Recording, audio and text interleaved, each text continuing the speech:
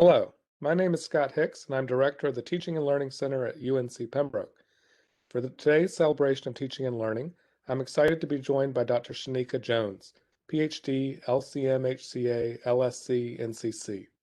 Dr. Jones is an Associate Professor in the Department of Counseling and Director of the Professional School Counseling Program. Dr. Jones, thank you for being here today. Thank you for the opportunities. Who is the best teacher you've ever had and why?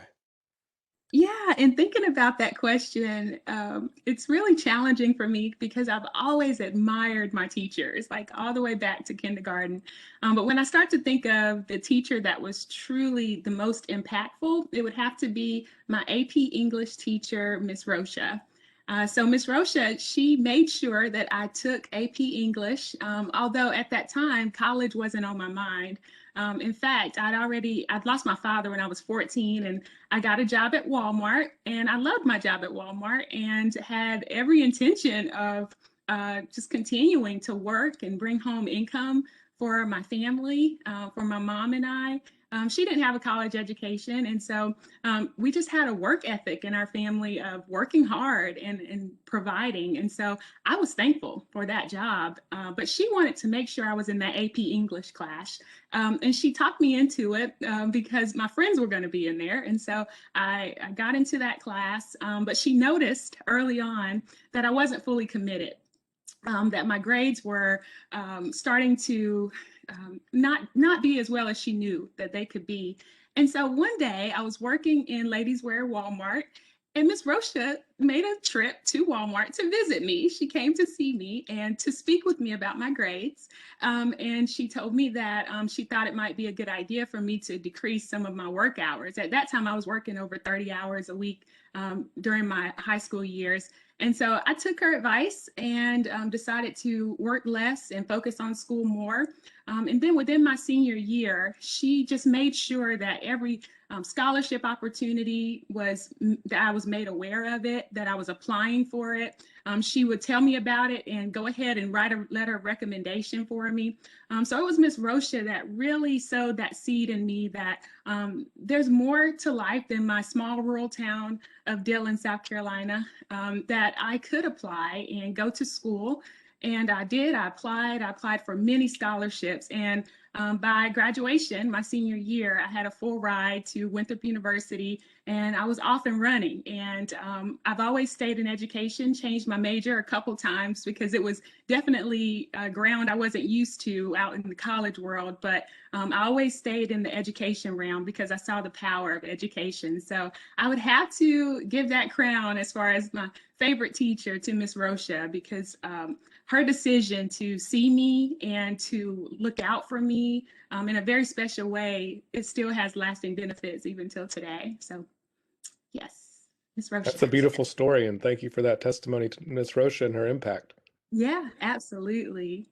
So what do you think it takes to be a good professor in higher education in 2021?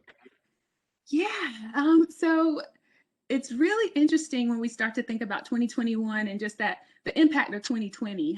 And so I would say for sure flexibility in working with students and understanding that when they show up in our classrooms that they have additional battles that they are facing and ways of having to balance family life and work life. In the school counseling program, we have students who only can attend evening classes. So we only offer classes after 5:30. And so most of our students are coming into class after a long work day. So just being willing to be flexible and in our way of interacting with them, just being willing to provide additional support wherever we can. And I'd also say transparency, just in general, as a professor, our willingness to talk about what it was like when we were out in the field. So I like bringing in examples of my service as a school counselor and not just highlighting the amazing moments, but the moments where I tripped up and made errors and help them to see where I had a misstep so that they can avoid it in the future. So I'd say flexibility for sure and absolutely transparency. Thank you. You're So welcome. tell us a story about something creative you've done to engage your students. Yeah. So I mentioned being from Dillon, South Carolina. in UNC Pembroke. It's only about 35 minutes from my hometown. And so I came full circle. My very first counselor education job, I was able to move back to my hometown in Dillon, South Carolina. And so I, as well as one of my colleagues, we applied for a grant, actually 2 grants, that allowed us to provide social and emotional learning and development for middle school students. And we were able to come to the middle school here in Dillon, South Carolina, bring about 15 of our graduate students into this environment in Dillon. Dillon's known as the corridor of shame. That's just a term that's used because they receive low funding. There's high crime, high poverty in the area. And so we were able to just bring joy to those middle school students. They were able to interact with my college students. They were able to learn about social and emotional aspects of life, from peer pressure to communication to how to handle bullying. So really just using some of the things that we teach in class, because for counselors, we're not just focused on academic development. We're focused on social and emotional learning. And we were able to not just talk about it and give that content to students, but give them an opportunity to use it out in the field. And so I have to say that's been one of the most influential opportunities for me to really see my students out in the field working. It's a wonderful experience. Yes, absolutely. Thank you for joining us today, Dr. Jones. Thank you. Pleasure.